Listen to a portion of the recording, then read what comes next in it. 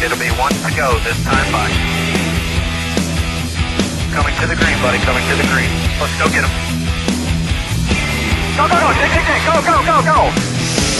Get your motor running. Head out on the highway. Who's got questions for Jimmy? I think Lee has one. And then Claire. Lee Spencer, Fox Sports. What do you have to do to lock it up for on Sunday and, just go into Homestead and start the race? 56 points. I mean, that's really the bottom line. I need to be 162 up before leaving here, and then all I have to do is go down there and start. So am planning on that being the case? No. Carl and those guys have been so strong.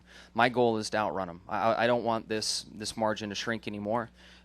This is one of our better tracks. I think history shows that Homestead's been better for the Roush guys, so I want to leave here without losing any points. And if I can get the 56 points and end up 162 ahead, right on. I mean, that's the ultimate goal, but the goal is to outrun the 99, wherever that is. Go ahead, Claire. Claire BXM. Other than the fact that getting on the pole helps you to win the race, which is your goal and the points, is, after last week, leading the practice session, taking the pole kind of sends a message out that you got it together for this weekend and they're going to have to reckon with you. Was that the conversation of your team leading into this weekend? It's one of those things that just goes unsaid. I was watching the nationwide broadcast, and they're bringing up points how Carl was sending a message to the two bunch.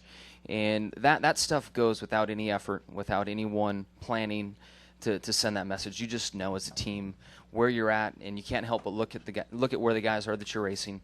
And that message is sent without really saying anything internally or to the guys next to you that you're racing. It's just one of those things. So to go out today and post that lap in practice and then back it up in qualifying, we've done a good job, but it's the first day of 3 that we got to worry about. And tomorrow's a whole new day, and so is Sunday.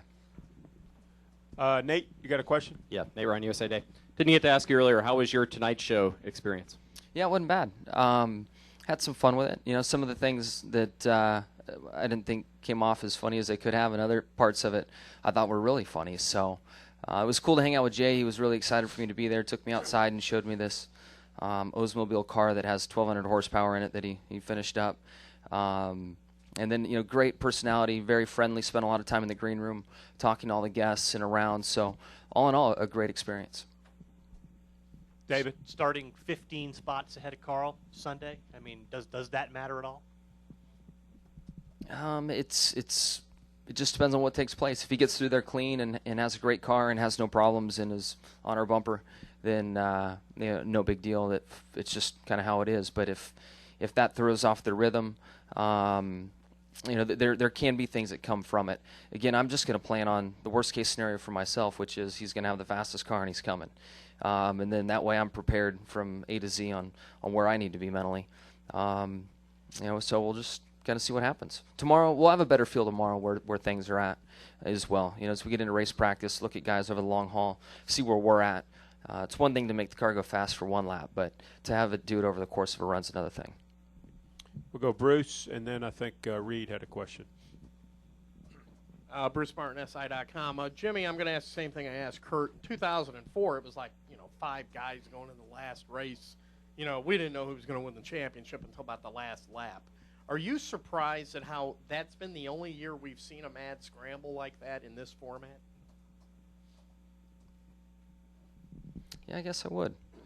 I guess it's usually been, a 50, 60-point margin come the end of Homestead. Yeah, you'd think in a 10-race format it would bunch that up more, and you look at the truck series and it's 6 points between first and second right now. I don't know why. I really don't have an answer for you why you'd think that a 10-race stretch would keep that from happening. Reed. Question right here, Terry. Reed. I'm sorry. Let's go Reed, and then we'll go Jim. Reed Spencer of Sporting News. Jimmy, can you tell us the kinds of things that you do to try to combat that vision problem and give us a sense of what it's like to fly down into that corner with the sun in your eyes? The only thing, I knew it was going to be a problem, so before I went out, we put some tape on the windshield, and you could see really every car on pit road doing it. As soon as the first driver made a complaint about it, all the teams are scanning, and the duct tape rolls came flying out, and everybody's putting it on the windshields of their cars. But in the first lap, I was shocked because I had one level of light that I was dealing with on the straightaway, and then as you turned in the corner, you went into a shadow, and then there's a gap between the top of the grandstands and the press boxes up there, and another ray of light was shooting through there, so it just really confused your eyes as you went bright sun, you think you had an idea where to go, to a shadow, back to bright light, to a shadow, and by the time your eyes adjusted, you're at the center point of the corner. And the first lap, I missed it. The second lap, I just kind of had a talk with myself coming down the front stretch that I did this in practice, and I could see my initial braking mark. I'm like, just go to that mark and remember the rhythm of pedal pressure and all those things going into the corner. And I just kind of went off of memory what I'd been doing and the rhythm that I had had in practice, and it worked out. I was surprised when I got to the center of the turn and my eyes adjusted that I was at the right spot, and then was very happy that I did it right in time to go, because I just didn't know where I was going to end up. Go ahead, Jim. You have a question? Jim Pedley? Oh, okay, good. Lee? I think Lee had one. Chad was getting a little emotional last week when a couple things happened. Are you going to have to switch places with him a little bit over the last couple of races and try to keep him calmed down and say, hey, it's okay, we're just going to go forward and win this thing? Well, I mean, we had some things that didn't work out like they should have last week, and you know, Chad's an emotional guy. It doesn't matter if we're winning, losing, whatever the situation may be. He expects a lot out of everyone, and the race just started off wrong, and we had some things go wrong that got us a lap down and got us in trouble. So, you know, from what I heard and dealt with him on the radio, he did a fantastic job. I mean, I think a younger Chad would have had a complete and total meltdown, and maybe just had a partial meltdown. So he did a very good job and kept me focused on the right things, and we did all that we could. You know, we didn't get into a situation where we were so mad that we were making bad decisions and risky decisions. You know, we raced the race that we had to as that race wound down. I mean, we couldn't stretch it on fuel mileage. We couldn't go up and get our lap back, so we just had to play it smart and not do something stupid, and we came through there, you know, did the best that we could. Have you found a way to balance your roles, you know, in case one guy's having maybe a little more off day where you step up and be the coach, even though you're driving the race car? Yeah, that happens. It certainly does happen from week to week.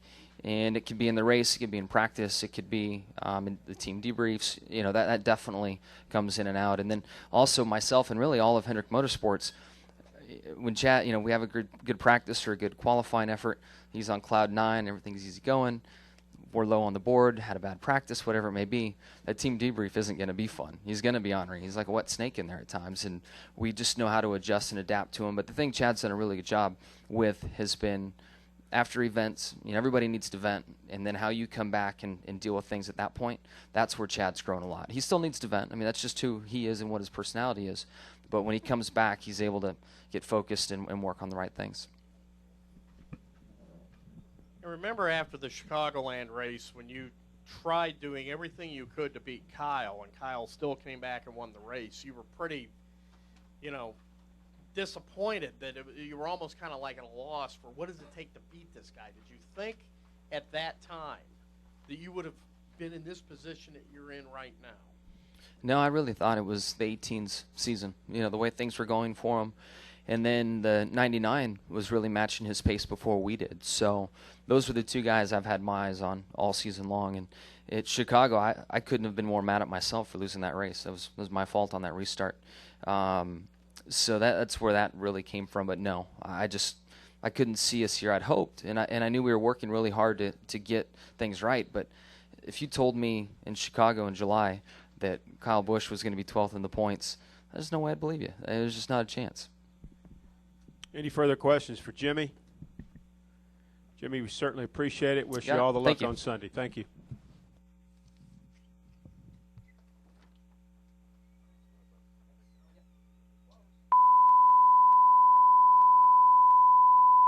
Left. Right.